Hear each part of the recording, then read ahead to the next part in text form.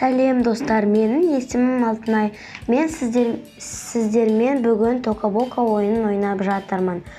Мен бүгін осы Тока-бока ойынының ішінде жануарларға арналған үй жасадым. Мен сіздерге бүгін осыны көрсеткім келеді. Мысалы, міне мына жерде бізде кіреберіс. Осы аулада жануарлар осы жерде демалады, тағы таза ауаға шығып жүреді. Мына жерде олардың ойнайтын жерлері деп айтуға болады.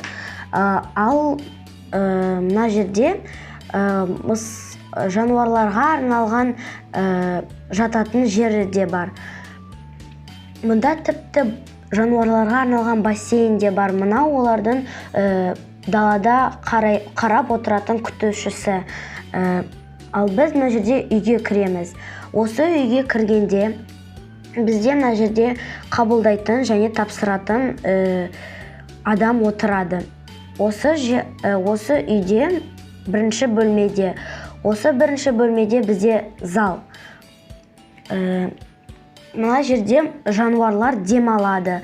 Ал осы ас үй. Ас үйде осы тоңазытқышта жануарлардың тамақтары орналасқан.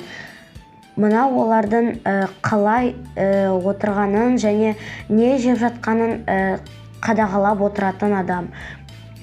Ал мынау бөлмеде мысықтар бөлмесі. Осы қыз бір мысықты таңдап алып өзіне алып кеткісі келеді. Келесі бөлме бізде дәрігердің бөлмесі. Осы дәрігер жануарларды осы бөлмеде емдейді. Мысалы, ауырып қалса, тағы бір жері ауру болса. Тағы бұл бөлмеде бізде жануарларды жуындыруға болады. Келесі бөлме бізде иттерге арналған бөлме. Бұл жерде тек қана иттер болады. Мысалы, осы адам мынау итті өте қатты ұнатып, өзінің үйіне алып кеткісі келеді. Бұл ит осы диванда, кроватьта демалып жатыр.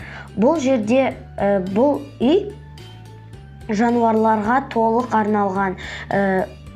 Осы жануарларға арналған үйде өзіне жануарлар алып кетуге болады. Мысалы, оларды асырап алуға болады. Бүгін мен сіздермен қоштасамын. Ұнаса лайк басып, каналыма тіркеліп, комментарий қалдырыңыздар. Сау болыңыздар.